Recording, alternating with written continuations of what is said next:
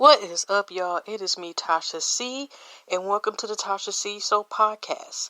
Shout out to my YouTube and podcast fam who have been supporting and or listening, by listening and or watching my videos and listening to my podcast.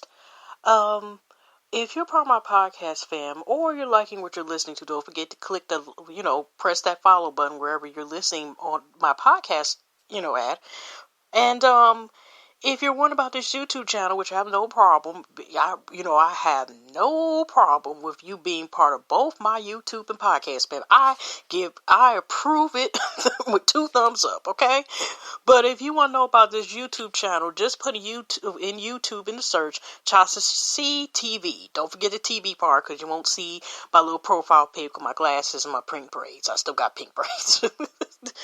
Anyways, and vice versa, my YouTube. If you're part of, if you're part of my YouTube or you're thinking about joining my YouTube fam, go ahead first of all, if you're not part of it yet, and click the subscribe button and click the bell for all notifications, okay? And if you're wondering about where I have my podcast, go and look in the description box and it will show where I have my podcast, including Speaker, which I'm using their app to make these lovely podcasts, their cell phone app. Anyways, just to let y'all know, for people who are new here, this is a bonus podcast, a part of a YouTube series I decided to do where I just make a video for per day for basically a whole entire year, 366 days, because it's a leap year. I started last year on my birthday, October the 8th, and plan on ending it October the 8th as well. So, I make any video from making a podcast, just saying hi, show my face, and so forth, whatever. There's no restriction of the rules, but, it's helping me be consistent and being, more consistent with the podcast field, because I want to be a podcaster as well. Also, this, Kings and Queens, is actually a separate podcast I did. I haven't been doing in at least about 2 weeks now. I haven't been doing my regular podcast I occasionally do, with entertainment and all this other stuff, story time, things. I've been taking a break from that. I've just been doing my Kings and Queens, which I originally started for officially the Black History Month, but now I'm just going to see how long I can take it and feel like doing it and see if I can expand this as long as it's meant to be continued, okay? So anyway, y'all, besides this being, of course, Black History, because Black History is every day, this is also Women's History Month. And today, for March the 8th of 2020, I found out on Instagram, this is also International Women's Day. So, this is going to be one of the days that all the Black History facts, I'm letting y'all know I do be mispronouncing words, so bear with me, y'all. Sometimes I do be, slashing, some words. So all the facts I'm going to be talking about today this is only one time where they're all going to be just, it's just going to be women history. Black women history facts. Women, okay? Now,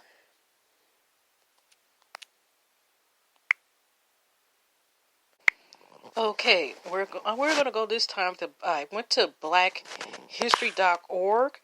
So, we're just going to read a couple of those today. It's not going to be long, and y'all can enjoy the rest of, our stolen hour / since we had to move the clocks 1 hour forward. Because it's like 11:07 p.m. at night. So, let's go here. I'm going to read a couple from here. And then, read more. Okay. Rebecca Lee Crumper, first African-American woman to become a physician. Rebecca Davis Lee Crumper is the first African-American woman to earn a medical degree. She was also the first African-American to publish a text concerning medical discourse. The text, a book of medical discourses, was published in 1883. Rebecca Davis Lee was born in 1831 in Delaware. Crumper was raised in Pennsylvania by an aunt who provided care for sick people. In 1852, Crumper moved to Charlestown, Massachusetts, and was hired as a nurse. Crumper decided to do more than nursing. In her book, A Book of Medical Discourses, she wrote, I really conceived a liking for and sought every opportunity to relieve the suffering of others. In 1860, she was accepted into the New England Female Medical College. Following her graduation in medicine, Crumpler became the first African-American woman to earn a Doctor of Medicine degree for the New England Female Medical College. After graduating in 1864, Crumpler established a medical practice in Boston for poor women and children. Crumpler also received training in the British dominant. When the Civil War ended in 1865, Crumpler relocated to Richmond, Virginia. She argued that it was a proper field for real missionary work and that one would present ample opportunities to become acquainted with the diseases of women and children. During my stay there, nearly every hour was improv in that sphere of labor. The last quarter of the year 1866, I was unable to have access every day to a very large number of the indigent and others of different classes, and a population over 300,000 colored. Soon after arrival in Richmond, Crumpler began working in the Freedmen's Bureau as well as other missionary community groups. Working alongside other African American physicians, Crumpler was able to provide health care to recently freed slaves. Crumpler experienced racism and sexism. She described her ordeal that she endured, saying men doctors snub her, druggists balked their at filling her prescriptions, and some. Okay. And some, okay, that was another, okay, I don't know why it took me to thought.com.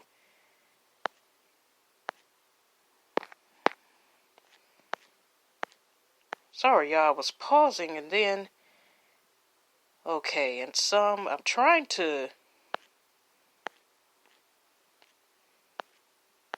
okay, then it took me to thought.com. That's where I got the information at, but I'm going down here to try to finish.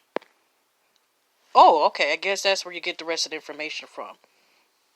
She endured by men, Dr. Snow, druggists balked at filling her prescriptions, and some people wisecracked at the MD behind her name stood for nothing more than mule driver. Oh my goodness. By 1869, Crumpler had returned to her practice on Beacon Hill, where she provided medical care to women and children.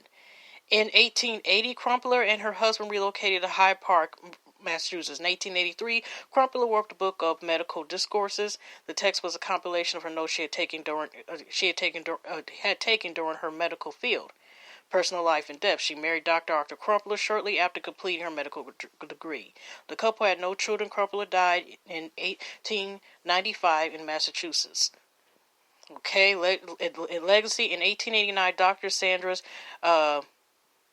Mass Robinson and Patricia established a Rebecca Lee Society. It was one of the first African American medical societies exclusive for women. The purpose of the organization was to provide support and promote the success of African American women physicians. Also, Crumpler's home on Joy Street has been included on the Boston Women's Heritage Trail. That is dope. That is awesome. Okay, I'm just going down to the next. Wait a minute, I thought I had. Sorry, y'all.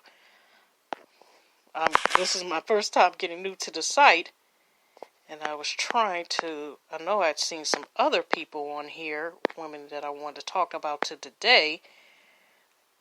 The site is pretty interesting. Okay. I was saying loading. I'm trying to. Okay, now I looked at this site, y'all, before I actually came on here earlier, so I wouldn't have to be trying to wonder what the heck am I doing, or quote, quote, pausing.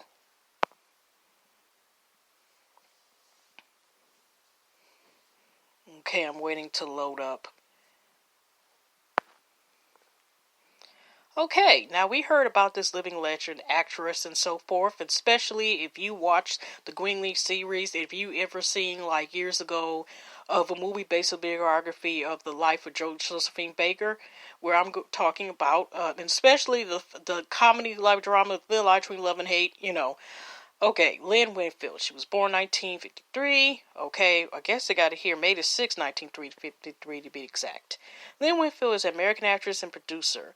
Winfield is best known for her performance as Josephine Baker in the HBO biographical drama film The Josephine Baker Story, which came out in 1991, where she won a Primetime Emmy for Outstanding Lead Actress in a miniseries and movie along with a Golden Globe nomination. Winfield had several other starring roles in films, which include A Thin Line Between Love and Hate, 1996, Gone Fishing, 1997, East Bobby, 1997, yeah, I remember that, Stepmom, 1998, Head of State, 2003, Medea's Family Reunion, 2006, and The Woman, 2008. Winfield was born in Baton Rouge, Louisiana on May 6, 1953 to John Butler and a finance agency executive and Valerie Smith, a dentist. She is the eldest of 4 children, graduated from Howard University in 1975. Her father was instrumental in developing Lynn's interest in acting, as he was a prime figure in forming community theater in her native Baton Rouge. She first garnered attention on the stage by studying and performing with Black Repertory Company in Washington, D.C. She married one of the company co-founders and pioneers of Black theater. Playwright, director, and actor Fantal Winfield in 1974. She later moved to New York City, New York, and appeared in off-Broadway in such shows as the Great Mac Daddy and Showdown. Winfield also acted alongside actress Afri Ripley in the play For Colored Girls Who Have Considered Suicide When the Rainbow Is Enough in 1977. In 1981, Winfield made her professional screen debut in NBC critically acclaimed serial drama Hill Street Blues as Jill Thomas. In 1883, she appeared in the comedy film Dr. Detroit.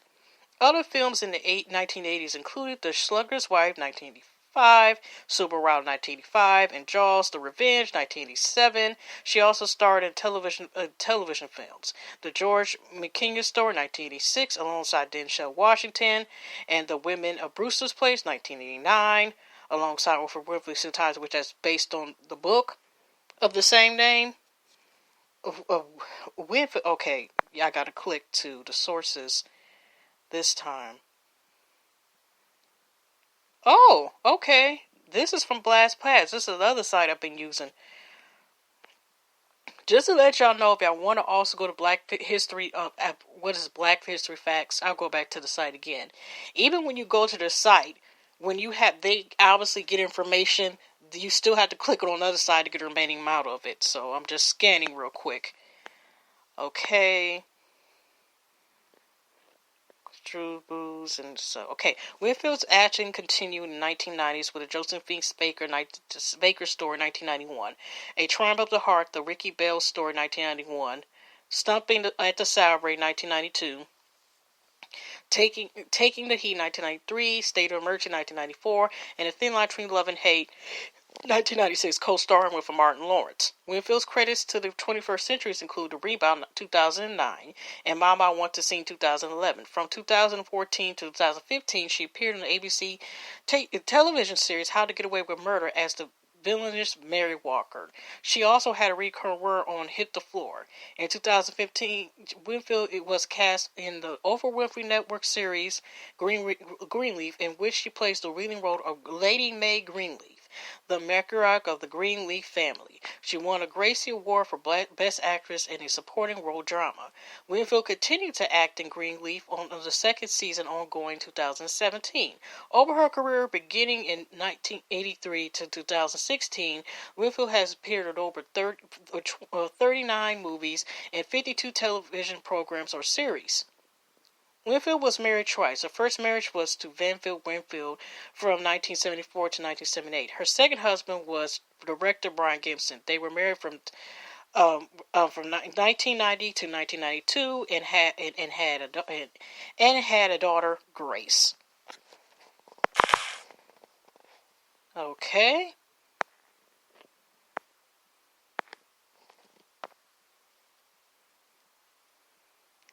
Leslie Hale, okay.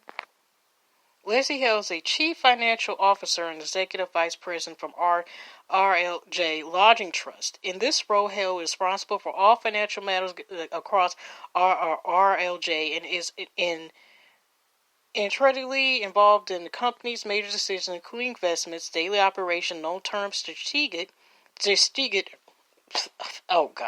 transactions.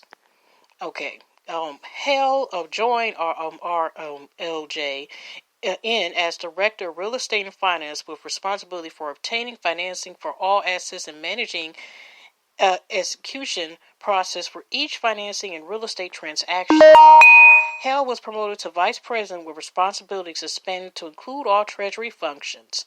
Prior to working at RLJ, Hale held several positions within General Electric Capital Corporation, which also known as GE. Hale holds a Bachelor's of Business Administration degree, summa cum laude, with a concentration in finance from Harvard University, and a BA from Harvard Business School, where Hale was a gold medal. Okay, gotta go here. No wonder where they're taking to me this time. Okay, this is some salary. Gotta go down. Okay, concentration where Hadley was a Goldman Sachs and Robert F. Tier Fellow. They could have just put that right there. That was only one sentence. Okay, Debbie Allen, who was born 1950. Okay, we all know this living legend. Deborah Kai Allen, better known as Debbie Allen, is an American choreographer and dancer from Houston, Texas. She was born on January 16, 1950 to Arthur Allen and Vivian Ayres. Her mother was a strong mother in her life who took care of Debbie and her siblings when her parents got divorced. Vivian herself was a Pulitzer Prize-winning poet, and she wanted to provide the best opportunities for her children. She ensured that Debbie and her siblings not only excelled at their schoolwork, but also became independent young adults by making them perform chores around the house. She always wanted her children to experience new things, so she moved the family to Mexico for 2 years, despite the fact that none of them spoke Spanish or knew anyone there. Debbie was determined to become a dancer from a very, very young age, and her parents enrolled her in dance classes when she was 5 years old. She was a A-grade student her whole life and excelled at high school. Wow. At the age of 12, she auditioned for the Houston Ballet School, where her performance was much appreciated. Yet, she was denied admission on racial grounds. She was secretly admitted by a Russian instructor who was impressed with her skills and later accepted her as the only black student there because of her sheer talent. Racial discrimination hampered her career several times, including being rejected admissions at a North Carolina School of Arts. Disappointed by the state of affairs, Debbie enrolled at Harvard University to study drama, from where she graduated with honors in 1971. After college, she took to Broadway, landing several chorus roles as well as small parts in TV commercials and dramas. One of these included a small role in the famous television show Roots: The Next Generation, which tells of racial abuse faced by slaves. Her breakthrough role was in a Broadway production of The West Side Story, in which she led the leading role. For this performance, she received a Tony nomination. Okay, y'all, I gotta go over here and click so I can get the rest of the information. Okay, famous African Americans. I'm gonna bookmark this because that's a site I want to go to. I gotta go down here to get the rest of the information. Next, she landed a role in as a dance instructor in the 1980 movie Fame. The film was hugely successful and later adapted for television. Allen was offered one of the leading roles in the television series, and she won 3 Emmy Awards for the choreography. Her other roles in the film include Blank Check, Ragtime, Next Day Air, The Fish That Saved Pittsburgh, JoJo Dancer, and Your Life is Calling. Okay, y'all, I gotta pause real quick, because JoJo Dancer and Your Life is Calling, they have as if those 2 separate movies. I could have sworn that was a whole movie together, and it was based on kind of like a biography film about Richard Pryor's life. because I seen the movie, so that's why. Some of Richard Pryor's life, so I could have sworn that was that. Okay. She starred in the musical Sweet Charity, which she won her first Tony Award. Her directorial debut was for the series A Different World, a series based on The Cosby Show, in which her sister Felicia Rashad starred. Debbie increased the show's rating exponentially and continued to direct until the last season aired in 1993. Other than choreography and directing, Debbie has been a regular columnist for the Movement magazine since 2006 and has published a book titled Dancing in the Wings. Debbie Allen runs a non-profit dance academy in Los Angeles, which she started in 2001. The academy offers training education to dance students between the ages of 4 and 18, especially reduced fee or free of cost to children from underprivileged families.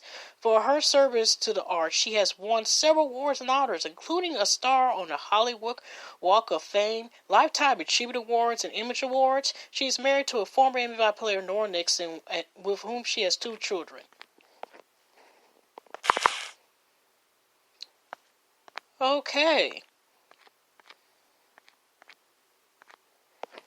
Let me see what time it is, because like I said, this one's going to be on, it's almost going on 11:30, and I was trying to upload this, so yeah, it's about time, y'all. I'm going to get off of here. I hope y'all enjoyed y'all Soul for Sunday. Now we're going to say Magnificent Monday for tomorrow. But hugs and loves, God bless, positive vibes, and I will see y'all in the next one.